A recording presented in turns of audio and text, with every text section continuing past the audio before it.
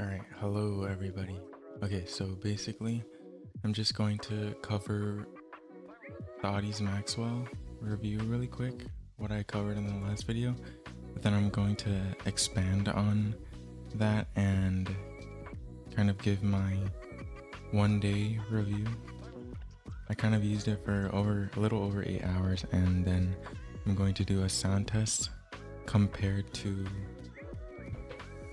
Audeze Maxwell sound test compared to Sony WH-XM4s, and then also compared to Sennheiser 660Ss. And then since the I forgot how many ohms, so since it's not going to be that loud without a kind of, I don't know, it's called an amp. I have like a type of mini amp. I don't know if that's gonna do much here. The Dragonfly Audio Blacks. Okay. And then I'm going to do the sound test on on wired. But okay, basically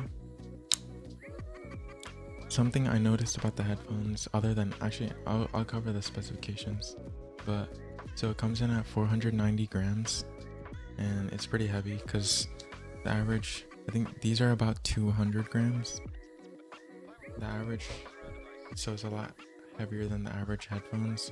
And it has a complete aluminum chassis, so this is not gonna break unless you probably like run over it, or I mean step on it or sit on it. But I'm not really gonna test that. But basically it has a kind of a pleather strap or a leather strap, and the ear settings aren't really retractable, so you're going to have to use these Phillips head screwdrives, to change the settings. And if you actually notice, I have it on the middle setting on the left and the topmost setting on the right. That's actually because they're kind of set for specific shaped heads. So if yours is directly in the middle of one of the settings, then you're going to have it be a little lopsided, but it's not that noticeable, only a few millimeters. But if anyone just wants to take a quick look at the planar magnetic drivers, these are the planar magnetic drivers. They are 90 millimeters. To take them off, you just turn it to the right a little bit, or sorry, clockwise, and then to put them back on, you turn them counterclockwise.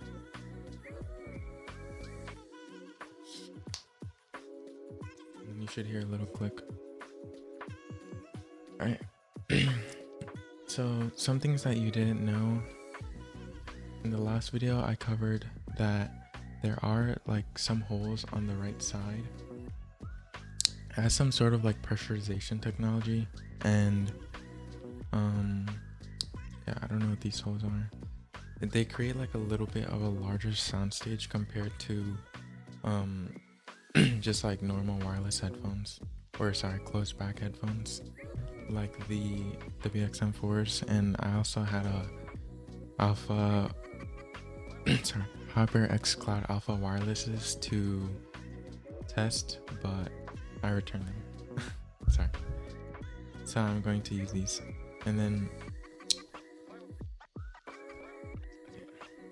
let's just get right to the mic test.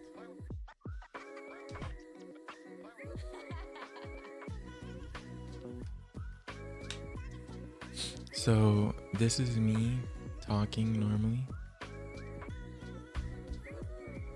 So this is what I sound like with my streamer mic, the Fifine K658s. And then this is what going to sound like with the, hold on. Oh, and something I didn't mention before was that there is like some type of noise transparency technology. So when you turn your chat mix up, there's a game mix and a chat mix. And I don't know why, but even when you don't have the mic on, there's some sort of, like, you can hear yourself if you don't have the mic plugged in. And when you take the headphones, there's a little popping noise. You'll know if it depressurizes. Okay, this is what I sound like through the Fifine K658s. Billy eats a tiny acorn and he uses the restroom for dinner, and Billy loves unicorns.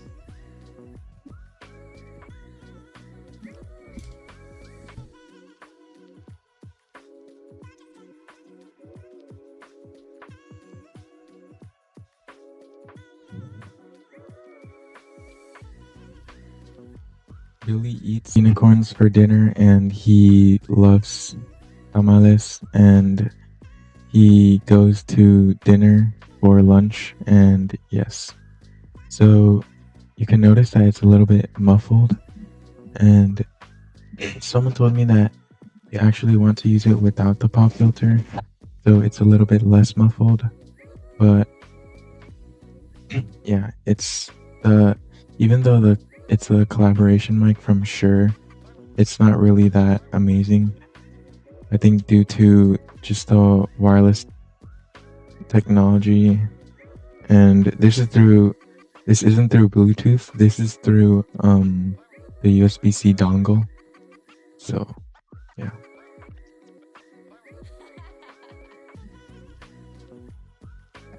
And then so actually I'll put it back through the mic.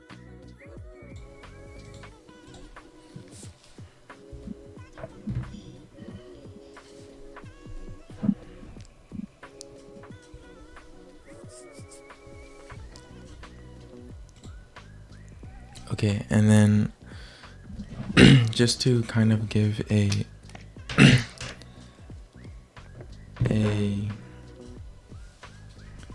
recommendation. Okay, so this is the best representation I could get of the Audeze Maxwells. So I have them wired right now. He called out to me, don't ask for so much. And the young man leaning on his darkened door,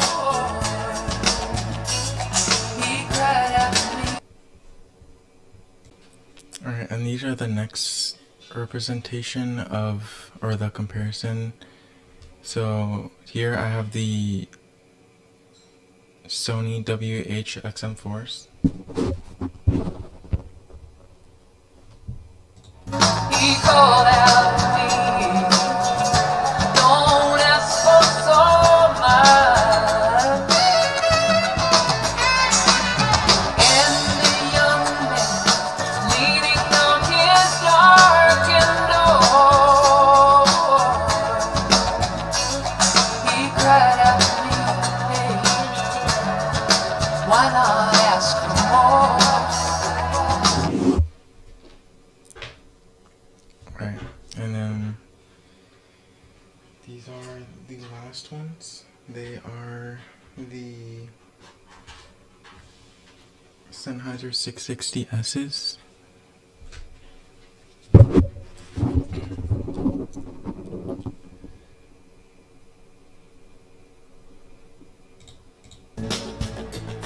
He called out to me, don't ask for so much. And the young man leaning on his dark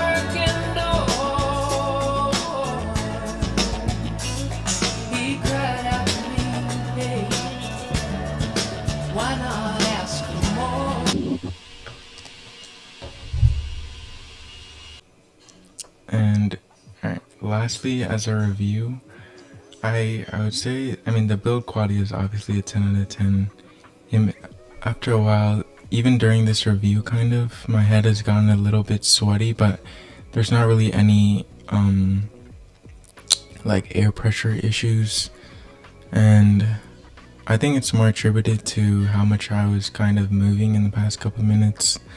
But yeah, when I was using it, it gets a little warm, but not too hot, I would say. And then in terms of the mic, it was good for a wireless mic, but not quite as good as a normal mic. And the thing with that is that you have to make sure that the USB slot you're plugging it into is of a newer generation, because the old ones can't really handle like the information. But yeah, in terms of soundstage, I would say that it's better than other closed back headphones, but not, obviously not as good as an open back headphone. And for reference, I've used the HyperX Cloud Alphas for about 3 months, and I've had the Sennheiser 660Ss for about 5 years. So yeah, in terms of comfortability, it's pretty good, but slightly heavy, but you'll get used to it over time. And then the leather on the headphones is very comfortable, but I'm not sure if it's leather, I'm not sure what to call it, but yeah, overall pretty worth it. And oh, something else I wanted to discuss was that there is like a strange, or not strange, but there's a little bit of white noise when you're just sitting there. But yeah, that's the end of the review. Hope you enjoyed.